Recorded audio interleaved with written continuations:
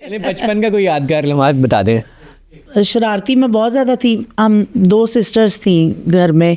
तो मेरी बड़ी सिस्टर मुझसे काफ़ी बड़ी थी, वो 10-12 साल मेरे से बड़ी थी।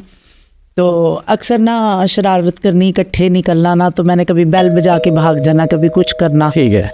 एक दिन ना वो घर आके ना अम्मी से मुझे फैंटी बड़ी पड़वाती थी, तो मुझे उस पर ना गुस्सा बड़ा आता था। मैं कहती ये मुझे मार क्यों पड़वाती है।